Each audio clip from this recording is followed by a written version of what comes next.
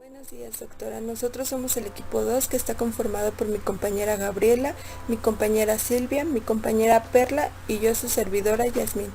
Nosotros le vamos a presentar el examen físico del recién nacido. Para iniciar es importante saber qué es un recién nacido. La norma oficial mexicana 007 nos lo define como un producto de la concepción desde el nacimiento hasta los 28 días de edad.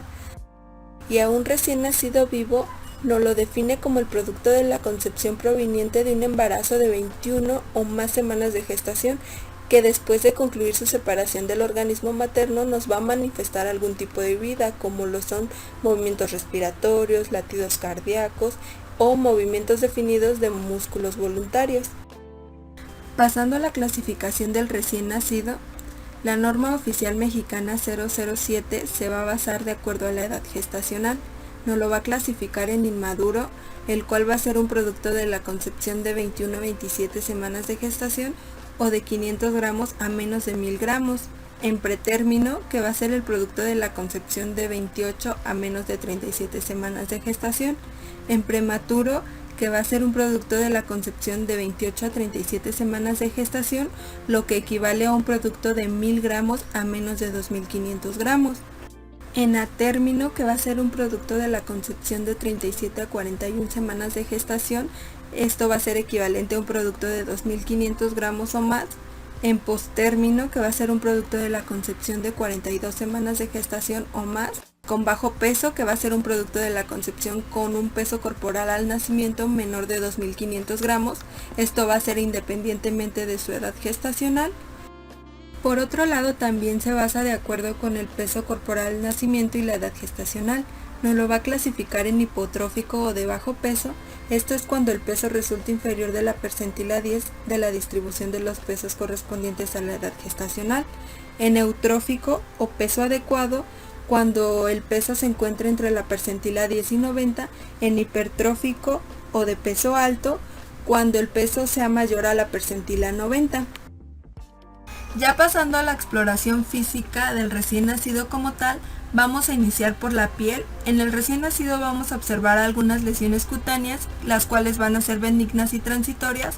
Estas se van a deber a diferentes factores, como lo es inestabilidad vasomotora y una circulación periférica lenta, la cual nos puede dar cianosis, que como ya sabemos es la coloración azulada de piel y mucosas, esto debido a la concentración relativamente elevada de la hemoglobina en los primeros días de vida.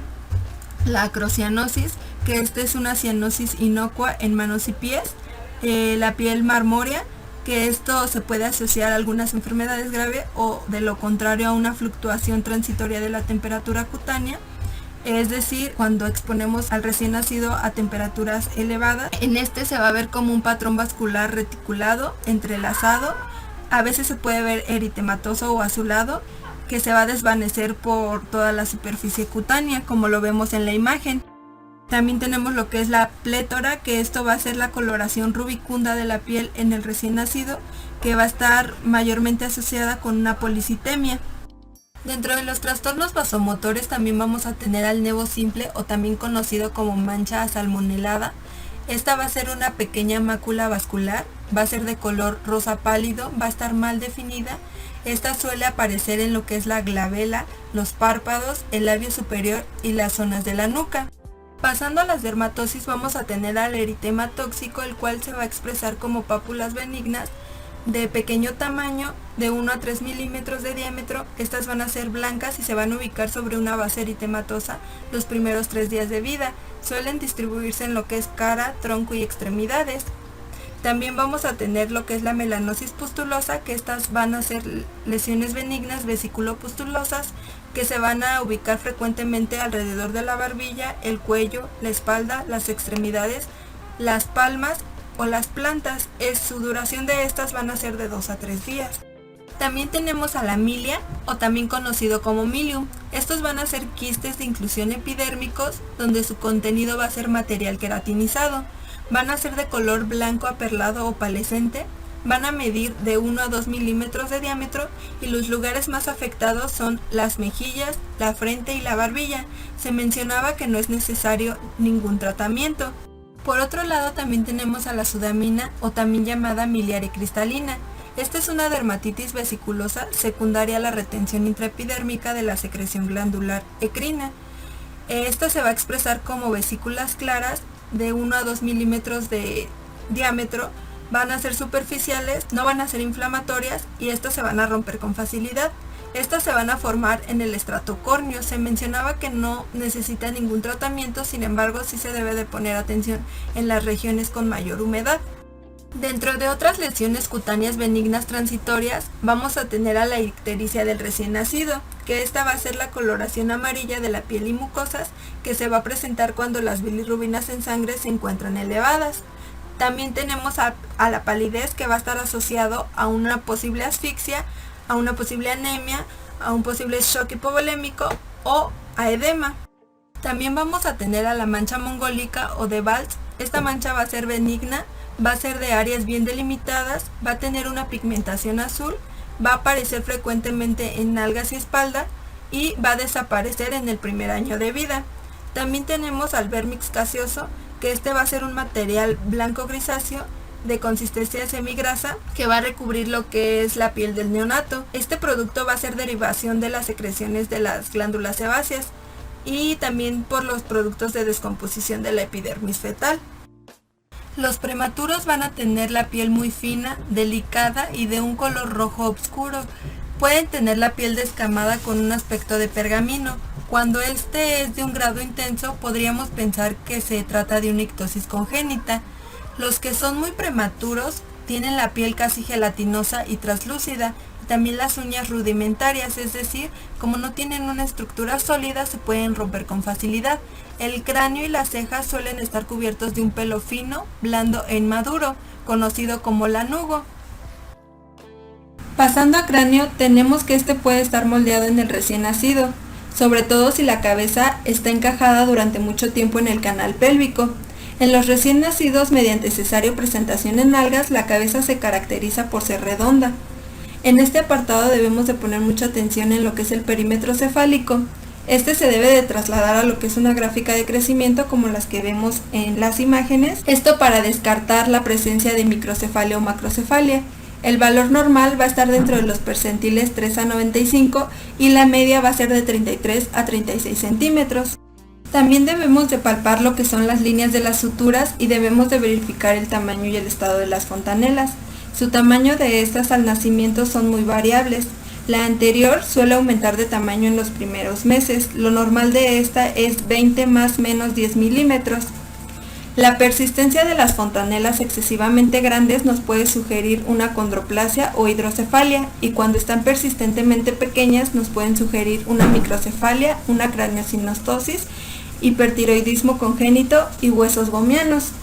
Cuando la cabeza está excesivamente grande podemos tener algunas alteraciones como lo es la hidrocefalia, que esto es cuando el sistema ventricular cerebral contiene una cantidad excesiva de líquido cefalorraquídeo, tesaurismosis, que este es el conjunto de enfermedades las cuales se caracterizan por la acumulación patológica de alguna sustancia endógena o exógena en los tejidos, esto provocado por un déficit enzimático, la condroplasia, que es la displasia ósea ocasionada por un trastorno genético, y también tenemos al gigantismo cerebral. Cuando encontramos alguna depresión de cráneo, podemos pensar en alguna fractura, deformidad en pelota de ping pong o craniotabes, que esto es el reblandecimiento y adelgazamiento de los huesos del cráneo. Cuando encontramos zonas de cuero cabelludo atrófico o con alopecia, podríamos pensar en una aplasia cutánea congénita, que este es un defecto caracterizado por la ausencia localizada de la piel. Por ende, nos va a provocar lesiones. Estas lesiones van a cicatrizar espontáneamente. Esto puede ser provocado esporádica o autosómica dominante, o también puede estar asociado a la trisomía del cromosoma 13. También tenemos la deformación plagiocefálica, que en este el cráneo va a ser asimétrico y la cara va a tener las orejas mal alineadas. Esto se va a asociar a tortícolis y a una presentación cefálica. Ahora vamos a pasar a la exploración física en cara. Tenemos que valorar el aspecto general, que este va a ser simétrico, pero debemos de descartar algunas características dismórficas que nos van a aparentar una simetría en la cara. Esta se puede presentar también por un apoyo del maxilar inferior del feto sobre el hombro, y a esta se le va a conocer como posición de violinista. También se puede presentar una asimetría por una parálisis del séptimo par craneal, por una hipoplasia del músculo depresor en el ángulo de la boca, y este se puede observar cuando los músculos del lado afectado no se van a contraer cuando el niño llora. Así como también se puede presentar una parálisis facial simétrica que sugiere una ausencia o una hipoplasia del núcleo del séptimo par o síndrome de Mobius. Esta va a ser una parálisis congénita bilateral de los nervios craneales facial y oculomotor externo o abducens. Ahora vamos a pasar a la exploración física en los ojos, en la cual se deben de inspeccionar mediante una maniobra en la cual se levanta el niño y se le inclina suavemente hacia adelante y hacia atrás, y los párpados suelen abrirse de forma espontánea. Esto permite una mejor inspección de los ojos que la separación forzada de los párpados. También debemos de observar si estos están muy separados o muy juntos, o si hay microftalmia, y estos van a asociarse a síndromes congénitos. También debemos valorar la existencia de hemorragias conjuntivales y retinianas. Estas suelen ser benignas. Las retinianas son más frecuentes en los partos en los cuales se utilizó forceps. Estas hemorragias suelen ser bilaterales, intrarretinianas y se van a localizar en el polo posterior. En la mayoría de los recién nacidos, generalmente en el 85%, estas van a desaparecer en la segunda semana y en todos los casos ya no se van a encontrar en la cuarta semana. También es importante mencionar que a partir de la semana 28 van a aparecer los reflejos pupilares. Hay que inspeccionar el iris para descartar la presencia de colobomas o heterocromía. Una córnea de un diámetro superior a 1 centímetro en un recién nacido a término y que además presenta fotofobia y lagrimeo, debemos de descartar la presencia de un glaucoma congénito, y esto va a ser una indicación para realizar una interconsulta al servicio de oftalmología de manera inmediata. Pueden realizar algunas otras pruebas como la de Bruckner, y en esta lo que se busca son los reflejos rojos, que estos van a ser bilaterales y nos va a sugerir una ausencia de cataratas o de una patología intraocular. También está la leucocoria o reflejo pupilar blanco, la cual nos puede sugerir cataratas, tumores, corioretinitis, retinopatía de la prematuridad o persistencia de un vítreo primario hiperplásico, y estas también van a ser indicaciones para realizar una interconsulta al servicio de oftalmología. Además de que el médico familiar debe informar a los familiares sobre si hay datos de que haya una ausencia de lágrimas en los primeros 3 meses. Esta no va a ser una indicación de una patología, pero debemos estar alertas para posteriormente descartar alguna obstrucción o una ausencia del conducto lagrimal. En la exploración física de los oídos debemos de valorar su posición, si es normal o anormal. Esto se determina dibujando una línea horizontal imaginaria que va desde el canto interno de los ojos perpendicular al eje vertical de la cabeza, y si el hélix de la oreja se encuentra por debajo de esta línea, las orejas tienen una implantación baja, y esto nos podría sugerir anomalías congénitas. Debemos de valorar el tamaño, forma, simetría e implantación, así como la permeabilidad del conducto auditivo externo y la presencia del reflejo cócleo-palpebral por palmada. En ocasiones se pueden observar deformidades del pabellón auricular. También los plicomas cutáneos preauriculares unilaterales o bilaterales son frecuentes. Cuando son pediculados pueden ligarse firmemente por su base, lo que provoca una gangrena seca que acaba por desprenderlos y generalmente no es anómala. La membrana timpánica se ve con facilidad con el otoscopio a través del conducto auditivo externo, que este es corto y recto y suele ser de color gris y mate, la membrana timpánica. Por otro lado, tenemos la presencia de poliotía, que es un tipo extremadamente raro de malformación congénita del oído externo, y esta se define como un oído accesorio. También podemos encontrar la presencia de oídos con hipertricosis. Esta va a ser presencia de vello o lanugo excesivo y anormal en el conducto auditivo, que aparece en el feto y desaparece al final del embarazo o durante los primeros meses de vida del bebé. En la exploración física de la nariz tenemos que esta puede estar ligeramente obstruida por moco acumulado en las estrechas narinas. Los orificios deben ser simétricos y permeables. También podemos ver que se puede presentar una asimetría en caso de una luxación del cartílago del surco vomeriano, como se puede ver aquí en la flechita. Ese es el surco vomeriano. También debemos de ver si hay una obstrucción anatómica de las vías nasales. Esto va a ser debido a una atresia de las coanas, puede ser unilateral o bilateral y produce una dificultad respiratoria. Por otro lado, en la exploración de la boca, tenemos que rara vez se va a observar una dentición precoz formada por dientes congénitos, ya sea presentes al nacer o neonatales, que estos pueden ser con una erupción después del nacimiento en la posición de los incisivos inferiores. Estos dientes se caen antes de la erupción de los de leche. Estos suelen aparecer en síndromes como el de Ellis Van Creveld o Hallermann-Streiff y otros. No suelen estar indicadas su extracción y la erupción prematura de los dientes de leche es aún más rara. Hay que inspeccionar el paladar duro y el blando para descartar la hendidura completa o submucosa y para comprobar el contorno para ver si el arco es excesivamente alto o si la úvula es bífida. Continuando con la exploración física en boca, tenemos que a cada lado del rafe del paladar duro puede encontrarse una acumulación de células epiteliales llamadas perlas de Epstein. En las encías pueden aparecer también unos quistes de retención de un aspecto similar y estos son llamados nódulos de Bond cuando son localizados en las encías. Ambos desaparecen de forma espontánea y por lo general a las pocas semanas del nacimiento. En los pilares amigdalinos anteriores también pueden encontrarse, sobre todo en el segundo y tercer día de vida, acumulaciones de pequeños folículos blancos o amarillos o úlceras sobre una base eritematosa. Su etiología es desconocida y suelen desaparecer sin tratamiento a los 2 o 4 días. Por otro lado, los recién nacidos no presentan una salivación activa y la lengua es relativamente grande. El frenillo puede ser corto, anquiloglosia o lengua anclada. Esto puede provocar problemas a la hora de alimentarlo, ya sea con leche materna o biberón. Y el frenillo es corto y puede estar indicada su resección quirúrgica al realizar una frenulotomía o una frenotomía. Por otro lado están las bolsitas de Bichat, en las cuales están ubicadas en las mejillas. Estas le dan un aspecto a las mejillas de que están llenas tanto por su lado bucal como por el lado externo. Esto se debe a una acumulación de grasa que forma las almohadillas de succión. Estas, así como el tubérculo labial del labio superior, o también llamado callo de succión, van a desaparecer cuando acaba el proceso de succión.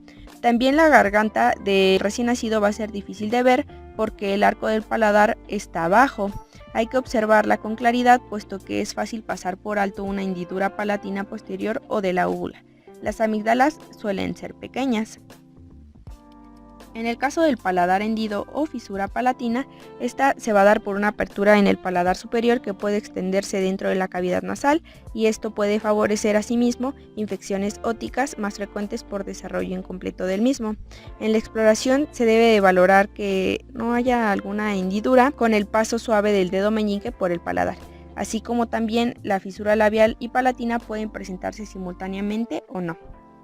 En la exploración física del cuello tenemos que ser relativamente corto y pueden presentarse anomalías como bocios, higromas quísticos, restos de las hendiduras branquiales, teratomas, hemangiomas y lesiones del músculo esternocleidomastoideo que se deben probablemente a traumatismos o a una postura fija dentro del útero, que dan lugar respectivamente a un hematoma o a fibrosis. En la tortícolis congénita, la cabeza del bebé se va a girar hacia el lado afectado, mientras que la cara lo hace hacia el lado opuesto. Esta, si no se trata, puede complicarse o aparecer una plagiocefalia, una asimetría facial o una hemipoplasia. También se deben palpar las clavículas para descartar la presencia de fracturas. Después tenemos el cuello alado, que este va a ser un pliegue epidérmico en el borde del cuello en la forma de aleta y que va de las orejas hasta los hombros. Esto tenemos que, sumado a unas orejas y cabello de implantación baja, así como mamilas separadas y uñas displásicas, suele indicarnos un síndrome de Turner. El síndrome de Turner es una entidad sindrómica que se va a caracterizar por una talla baja, una disgenesia gonadal y hallazgos fenotípicos característicos asociados a monosomía parcial o total del cromosoma X. Vamos a pasar al tórax. Y bueno, aquí vamos a tener que es muy importante explorar las clavículas y esto debe hacerse en forma comparativa, debido a que la clavícula va a ser el hueso que se va a lesionar, a fracturar con mayor frecuencia durante el nacimiento, por lo tanto va a ser muy importante su exploración.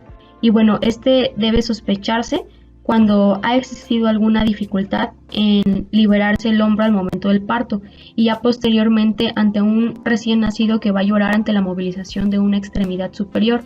Va a ser característica la inmovilidad o también puede haber alguna limitación del brazo afectado y muchas veces cuando se palpa el hueso pues va a ser doloroso, va a haber tumefacción e incluso crepitaciones. Podemos encontrar también falta del reflejo del moro en el lado afectado. También pueden existir espasmos del músculo esternocleidomastoideo y bueno, puede haber una desaparición de la depresión supraclavicular en el lugar de la fractura. O podemos encontrar hipertrofia mamaria. Esta va a ser debida al paso transplacentario de los estrógenos femeninos. Y también puede aparecer cierta secreción láctea. Se puede encontrar mastitis o absceso mamario. Vamos a sospechar de esta entidad cuando se presente asimetría, eritema induración o incluso un dolor a la palpación. Las patologías que podemos encontrar es la hernia de Bowserleck, que es una hernia diafragmática congénita, originada entre la semana 8 y 10 de la vida fetal intrauterina. Va a ser caracterizada por un defecto posterolateral en el diafragma, en la cual los órganos de la cavidad abdominal se van a desplazar hacia la cavidad torácica. Va a constituir una causa fundamental de dificultad respiratoria. De hecho, la dificultad respiratoria va a ser el signo cardinal en los bebés con hernia diafragmática congénita. Los bebés pueden presentar cianosis grave y dificultad respiratoria inmediata desde el primer minuto o las primeras horas de vida. También se ha encontrado que puede existir un periodo de hasta 48 horas durante el cual el bebé está relativamente estable. Este tipo de bebés van a tener un abdomen excavado y aumento del diámetro de la pared torácica. También los ruidos intestinales pueden escucharse en el tórax con atenuación bilateral de los sonidos respiratorios, o se puede encontrar ausencia del murmullo vesicular del lado afectado.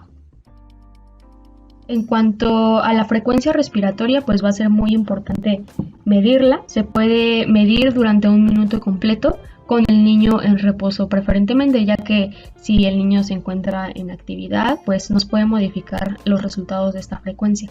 La frecuencia respiratoria normal va a ser de 30 a 60 respiraciones por minuto. Si esta frecuencia es mayor a 60 respiraciones por minuto durante más de una hora, podemos sospechar de enfermedad cardíaca, pulmonar o metabólica. También vamos a encontrar que la respiración de los recién nacidos va a ser casi por completo diafragmática durante la inspiración. En la parte frontal del tórax va a deprimirse mientras el abdomen sobresale. Encontramos también que en los niños prematuros puede respirar con un ritmo de chain stop. Vamos a sospechar que hay un deterioro de los centros respiratorios cuando la respiración sea jadeante junto con los movimientos espasmódicos de la boca y de la barbilla. Y vamos a sospechar una respiración dificultosa con retracciones. Esto nos va a sugerir un síndrome de dificultad respiratoria, una neumonía o anomalías o trastornos mecánicos de los pulmones. Vamos a pasar al corazón. Primero vamos a localizarlo para descartar una dextrocardia. Vamos a tener que esta puede tener variaciones. Puede ser de 90 latidos por minuto cuando el bebé va a estar en un sueño relajado, o de 180 latidos por minuto en periodos de actividad. En la auscultación podemos encontrar la presencia de algún soplo. Los soplos que no tienen ninguna repercusión van a ser los que aparezcan durante las primeras 48 horas. La diferencia entre un soplo funcional y uno que se debe a una patología cardíaca va a depender de las características de este, y también vamos a evaluar otros factores como si hay la presencia o no de otros signos de cardiopatía. Vamos a palpar los pulsos y bueno, esto va a ser en las extremidades superiores e inferiores. A esto le vamos a valorar la frecuencia, el ritmo y el volumen. Si hay una diferencia de pulsos entre las extremidades superiores e inferiores, nos puede indicar una coartación de la aorta. Después vamos a proceder a la toma de presión arterial media, que generalmente va a estar entre 55 y 85 milímetros de mercurio. Aquí anexamos una tablita del Tratado de Pediatría, donde valora la presión arterial media normal dependiendo la edad o las semanas que el producto tenga. Se espera que esté igual a la línea o puede estar un poco superior a las líneas que marca la tablita. Pasando a la exploración del abdomen, encontramos que al momento de la inspección el abdomen puede ser plano y después se torna prominente. Podemos encontrar una pared tensa y lisa. La pared abdominal va a ser débil, sobre todo en los prematuros, y va a ser frecuente encontrar diástasis de los rectos y hernia umbilical. El hígado se puede palpar hasta 2 centímetros por debajo del reborde costal. A la palpación profunda podemos determinar el tamaño aproximado y la localización de cada riñón. Aquí tenemos algunos signos de alarma en todo recién nacido. Puede ser la presencia de distensión abdominal generalizada, ausencia de los ruidos intestinales, hepatomegalia y o esplenomegalia y palpación de masas abdominales, ascitis y un abdomen encavado. Las alteraciones renales van a ser la causa más frecuente de masas abdominales en los neonatos. Vamos a tener las masas quísticas abdominales, que estas pueden constituir en hidronefrosis, riñones displásicos, poliquísticos, hemorragias suprarrenales, hidrometrocolpos, duplicación intestinal o quistes del colédoco, del ovario, del epiplón o del páncreas. Si encontramos o palpamos una masa sólida, puede ser debida a neuroblastomas, nefromas mesoblásticos congénitos, hepatoblastomas o teratomas. Una masa sólida en el costado puede deberse a una trombosis de la vena renal y que ésta se va a manifestar clínicamente por hematuria, hipertensión o trombocitopenia. Vamos a encontrar que generalmente puede haber una distensión abdominal en el nacimiento o inmediatamente después. Esto nos va a hacer pensar en una obstrucción o una perforación del aparato gastrointestinal. Un abdomen excavado en un recién nacido también va a apuntar hacia una hernia diafragmática. El abdomen del recién nacido va a ser muy importante explorar el ombligo. Vamos a encontrar que el cordón umbilical de un niño sano va a estar constituido por 2 arterias, una vena y 2 véstigos. Vamos a tener que mantener el cordón umbilical limpio. Esto va a ser muy importante para evitar infecciones y este se va a desprender al cabo de 5 a 7 días después de haber nacido el bebé. Vamos a encontrar signos de alarma, como puede ser arteria umbilical única y enrojecimiento y edema del cordón umbilical. También podemos encontrar que las anomalías más frecuentes que se van a asociar al cordón umbilical van a ser persistencia del uracro y persistencia del conducto onfalomesentérico.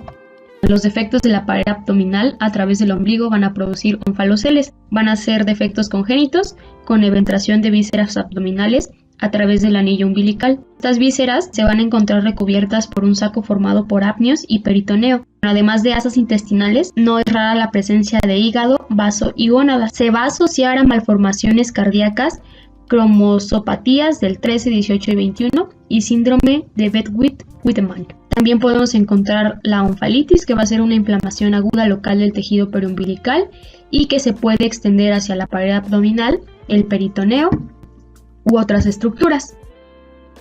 En la exploración de los genitales femeninos vamos a tener una prominencia de estos genitales. Por lo menos en 1/3 de las niñas nacidas a término, la válvula está entreabierta por un menor desarrollo de los labios mayores. En este caso el clítoris y los labios menores están relativamente más desarrollados. El meato uretral queda por debajo del clítoris y la vagina no logra verse bien por la presencia del himen, que tiene un orificio de tamaño variable. A menudo va a haber una procedencia del himen que desaparece espontáneamente y por acción de las hormonas placentarias.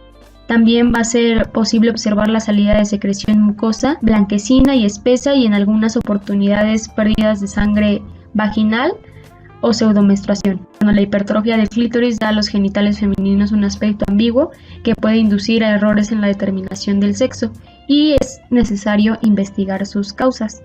También vamos a tener signos anormales en todo neonato femenino, que van a ser los labios fusionados y clítoris aumentado de tamaño, la ausencia de apertura vaginal y la salida de materia fecal por la vagina. Encontramos que los testículos deben localizarse en el escroto o palparse en los conductos inguinales en los recién nacidos a término. El escroto puede presentar equimosis secundaria a la presentación de nalgas o por una hemorragia retroperitoneal. En cuanto al prepucio, tenemos que va a estar tenso y pegajoso. Va a ser muy importante valorar el pene. Vamos a encontrar una erección frecuente y no va a tener ningún significado. También tenemos que valorar si hay fimosis, que se va a definir como la incapacidad para retraer completamente el prepucio detrás del glande y no va a ser atribuible a adherencias balanoprepuciales. Esta va a ser una condición que se va a presentar en la mayoría de los recién nacidos, por lo tanto se le ha denominado una fimosis fisiológica, a diferencia de la patológica que se presenta entre los 8 y los 11 años. También tenemos que valorar si hay hipospadias. Estas se van a definir como malformaciones congénitas en las que el meato uretral se encuentra en una posición anterior y más baja de su colocación habitual. Vamos a tener hipospadias distal anterior, que va a ser la más frecuente, se va a presentar en un 70%. Vamos a tener la intermedio medio, que se presenta en un 20%, y la proximal posterior, que esta se va a presentar en un 10%. En cuanto al ano, vamos a tener que durante las primeras horas después del parto, el niño va a expulsar una cantidad de meconio y esto va a ser durante las primeras 48 horas. Pero bueno, también la expulsión del meconio no va a descartar un ano imperforado, ya que puede haber la presencia de una fístula rectovaginal. Exploración de extremidades. Se deben reconocer irregularidades obvias, como la ausencia de un hueso, sindactilias o fusión digital, membrana interdigital, dedos supernumerarios o polidactilias, patrones anormales de dermatoglifos y pie equinovarum. Se buscan fracturas en las extremidades, así como parálisis, observando la actividad espontánea o estimulada. Se descarta mielomeningocele y otras deformidades espinales como escoliosis. Se debe descartar displasia congénita de cadera mediante las maniobras de Ortolani y Barlow. La artrogriposis o contracturas articulares múltiples es resultado de la limitación crónica del movimiento inútero y puede deberse a la falta de líquido amniótico o a una enfermedad neuromuscular congénita. Valoración neurológica. Exploración de los nervios craneales. El nervio olfatorio por lo general no forma parte de la exploración de rutina. Sin embargo, se puede explorar desde la semana 32 de gestación, presentando un estímulo y observando si hay respuesta de alerta, de retirada o de ambas. Nervio óptico. La agudeza visual en un recién nacido es deficiente. La longitud focal fija es de 20 a 30 centímetros, aproximadamente la distancia entre la mamá, y muestran una preferencia visual innata por las caras. Durante los primeros 6 meses la agudeza visual mejora. La capacidad para fijar la mirada y seguir objetos se desarrolla en los primeros 2 meses. A la exploración de fondo de ojo se debe valorar el disco óptico, la mácula y la retina, observando la presencia de cualquier alteración estructural de estas. El color del nervio óptico en el niño es de color rosa salmón, pero puede ser gris blanco en el recién nacido. También se pueden observar hemorragias retinianas en un 30 a 40%. Desaparecen en 1 a 2 semanas y no se asocian con lesiones durante el parto ni con complicaciones neurológicas.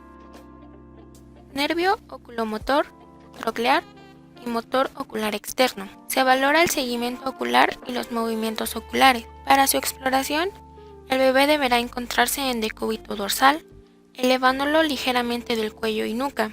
Se colocará una lámpara de luz encendida a 20 centímetros frente del niño para obtener la fijación visual y posteriormente se desplazará lentamente hacia el campo visual horizontal, vertical y ambas diagonales. Se observa que ambos globos oculares sigan el movimiento de la luz. Debe observarse si hay presencia o no de disociación de la mirada, incapacidad de la movilidad de uno o ambos ojos o presencia de nistagmus, estrabismo o signo de los ojos en sol naciente. Nervio facial. Se debe observar si existe asimetría de la expresión facial y o parálisis. Es más visible cuando el niño llora, ya que se observará que el lado afectado permanece fijo. La boca se ve desviada hacia el lado sano y el párpado queda entreabierto, mientras que en el lado sano se cierra. Nervio auditivo. Los recién nacidos pueden tener respuestas sutiles a estímulos auditivos, como cambios en la respiración, el cese de movimiento o la apertura de los ojos y la boca. Sin embargo, si el mismo estímulo se presenta en repetidas ocasiones, dejará de responder. La audición está bien desarrollada y gira la cabeza preferentemente hacia las voces femeninas. Esta preferencia innata aumenta la probabilidad de que cuando la madre mira al recién nacido, éste le devuelva la mirada. Nervio hipogloso. Con el pulgar de la mano derecha, toque la barbilla del niño y entreabra la boca. Se debe observar si existen desviaciones o fasciculaciones de la lengua. Se debe recordar que la exploración del recién nacido debe realizarse poco a poco y se deben de dejar las pruebas invasivas o dolorosas para el final de la exploración, por lo que la exploración del nervio glosofaringeo es lo último que se realiza, debido a que se busca el reflejo nauseoso, estimulando con un abatelenguas un lado de la orofaringe o el paladar blando. Exploración motora. Los recién nacidos a término presentan una posición de flexión de las extremidades superiores e inferiores, y sus movimientos espontáneos son simétricos. A la extensión de las extremidades se debe producir una retracción espontánea a la posición flexionada. Existen 3 pruebas para evaluar el tono muscular: la respuesta a la tracción, la suspensión vertical y la suspensión horizontal.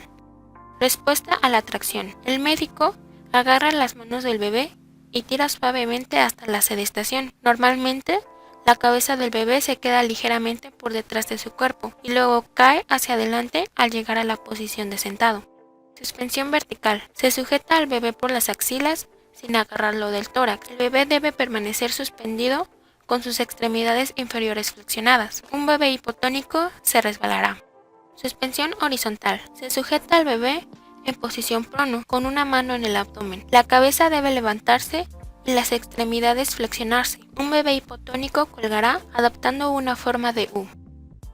La fuerza muscular se valora cuando se explora el reflejo de presión palmar y el reflejo de Moro. Los niños con disminución de la fuerza en las extremidades inferiores tienden a tener una disminución de los movimientos espontáneos y son incapaces de soportar su peso corporal cuando están en posición vertical.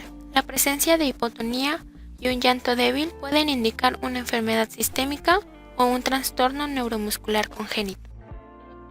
La exploración de la sensibilidad es difícil en un recién nacido. Se le distrae con un juguete y luego se toca con un bastoncito de algodón en diferentes lugares. Una respuesta normal al estímulo es a través del llanto, la retirada de la extremidad o una breve pausa. Sin embargo, si la prueba se repite, pierden interés en el estímulo y empiezan a hacer caso omiso del examinador.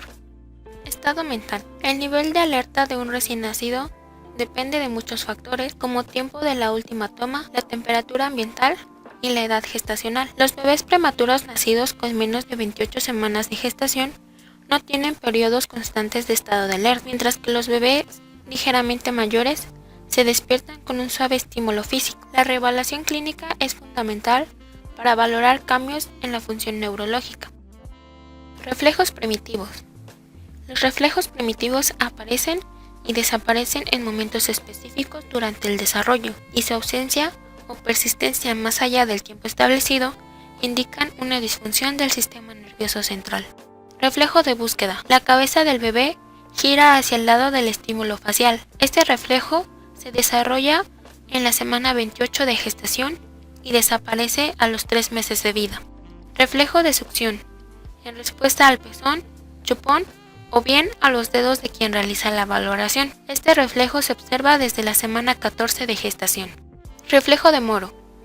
Se sujeta al niño y se sostiene su cabeza. Después se deja caer la cabeza de manera repentina. Una respuesta normal consiste en la extensión y la abducción de las extremidades superiores, seguida de una flexión y aducción. De forma ocasional, hay llanto.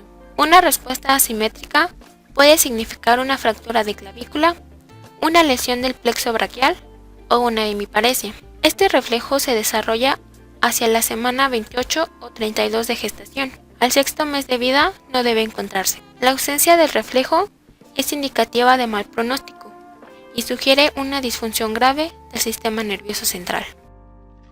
Presión palmar. Este reflejo se desarrolla hacia la semana 28 de gestación. A la semana 37, el reflejo es tan fuerte que el examinador puede levantar al niño de la cama con una suave tracción. Desaparece alrededor del 4º mes de vida. Reflejo de marcha. Se coloca al niño en posición vertical, ligeramente inclinado hacia adelante. Se desencadenará una sucesión de pasos por el contacto del pie con la mesa de exploración. Este reflejo está durante los primeros 3 meses y hay ausencia a partir del 6º mes. Reflejo de Galant. Se desencadena al colocar al recién nacido en decúbito prono y se roza con un dedo en la línea paravertebral izquierda o derecha. El bebé flexiona la cadera hacia el lado del estímulo. Este reflejo desaparece a los 4 meses de vida. Reflejo tónico del cuello. Se gira manualmente la cabeza del paciente hacia un lado. El brazo y la pierna de ese lado se extienden, en tanto que el brazo y la pierna opuestos se flexionan, obteniendo una posición de esgrima. Este reflejo desaparece hacia los 8 meses de edad.